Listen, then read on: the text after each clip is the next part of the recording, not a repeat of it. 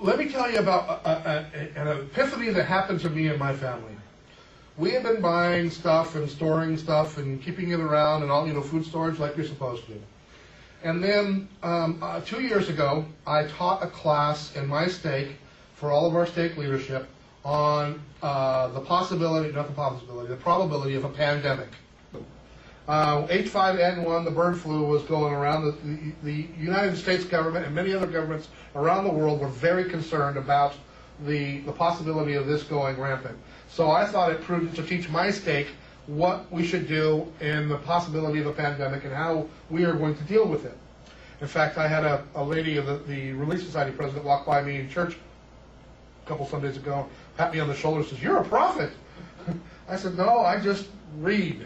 And I see what's going on. That's my job." Literally. Emergency preparedness is my avocation, my vocation, and my calling. Drives my wife completely around the bend. Talk about something else. Okay. How about guns? Yeah. How about the Constitution? That's, by the way, the next series of lessons. I'm teaching a class on Constitution 101. So anyway, teaching the pandemic flu, learning everything I could do. I did a master's thesis on pandemic flu. I know, not everything there is to know, but I know a lot about pandemics, how they work, the mechanics of them and everything, more than any one person should. I read it, so you don't have to. So in that, I was reading, I said, well, what happens, what's my plan if an emergency happens? My plan is, my family and I close the doors and we don't go out for 8 weeks. Could I do that in my house? Darn tootin'. I could shut off my water, I could shut off my gas, I could be in my house for probably closer to 3 months without having to require to go outside of my house, my apartment, and get anything. I could do that. Water shuts off, go, I got plenty of water. No food, don't have to go to the store. I got my food. Water, got that. Lighting, got that. Turn off the power, I don't care, I can live in my house. I can live in my house for months without any outside help. But then it occurred to me on one of the sites I was watching, reading, the gentleman who runs it is a Christian man, and he says, we have an obligation as Christians to take care of our neighbors. By the way, I'm no expert on any of this. I stand on the shoulders of giants. I get to pick here, a little there, and learn and do and apply. How am I going to take care of my neighbors? How am I going to take care of people if I don't go outside my house? Somebody comes to my door, I'm hungry, what can you do? Well, hold your hands out. Here's, 2 cups of rice, and here's some wheat, and here's some dehydrated carrots. Knock yourself out. So I said, that's not going to work. I told my wife, I said, all right, I have an idea.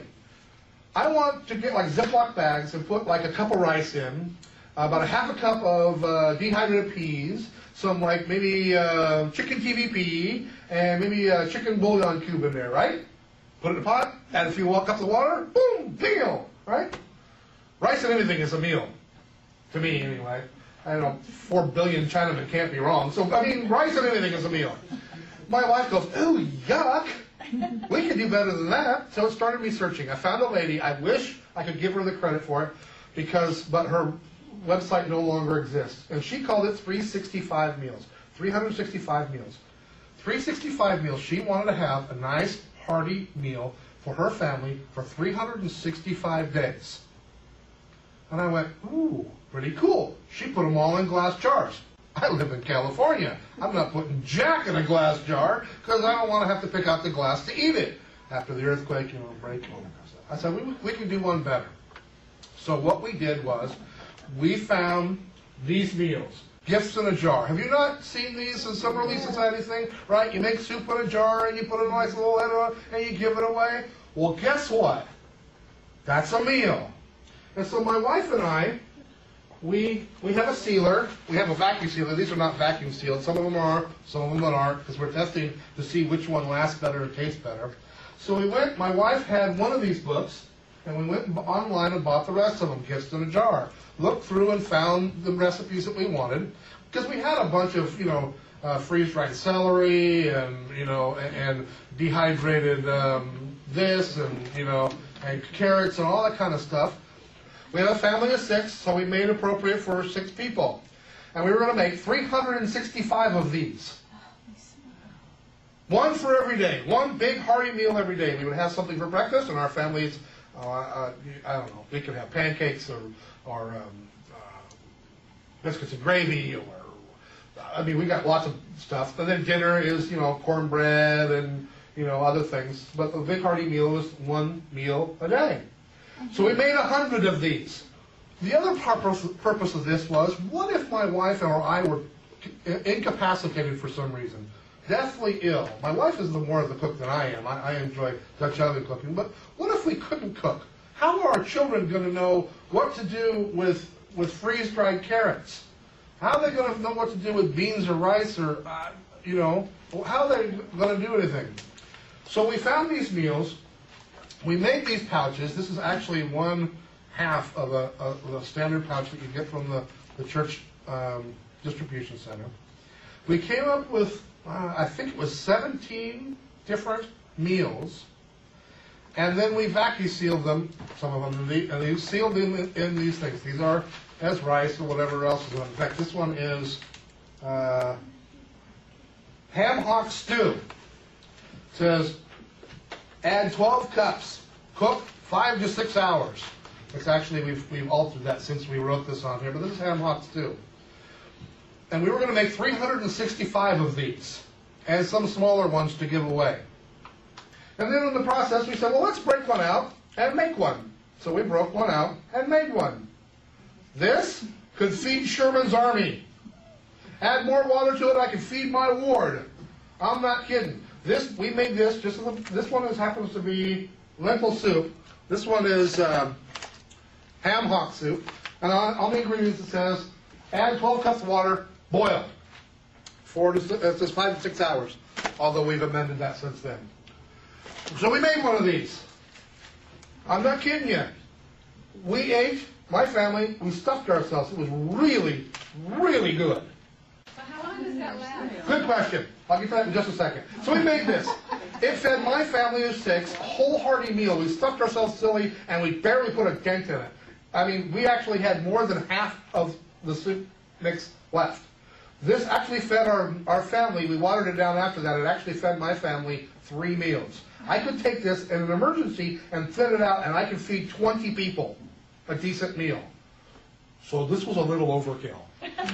So we decided maybe we didn't need 365 of these, so we made another batch of about 80. And we made some smaller ones too, but we also made ones like this. This is, what is this? Cream of mushroom soup. Make this cream of mushroom soup. We have about 4 or 5 meals that we make with cream of mushroom soup, which we call it Aunt Judy's chicken and rice. This and some dehydrated chicken pieces and rice makes a really great casserole. So the question was, how long do these last? Well, the cans of dehydrated corn and dehydrated carrots and everything else are said to last 25 years. Since we opened the can, put it in here, put an oxygen absorber in, I'm figuring we knocked 5 years off. I'm guessing. I'm figuring 20 years. I have you know, by the way, we did 2 kinds. We did 2 kinds 3 ways, or 3 kinds 2 ways. This is done with a standard sealer, not vacuum sealed. Just a standard church sealer that we sealed them with. Has an oxygen absorber inside.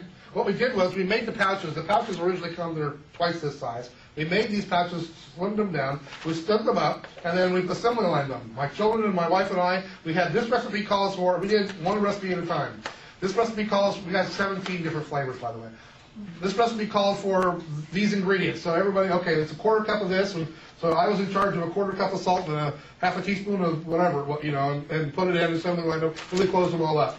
These ones were put with an oxygen absorber and not vacuum sealed. We have some of them that are in these Mylar and vacuum sealed. I have a vacuum sealer. And then we get a bunch that are in the seal-a-meal bags and vacuum sealed.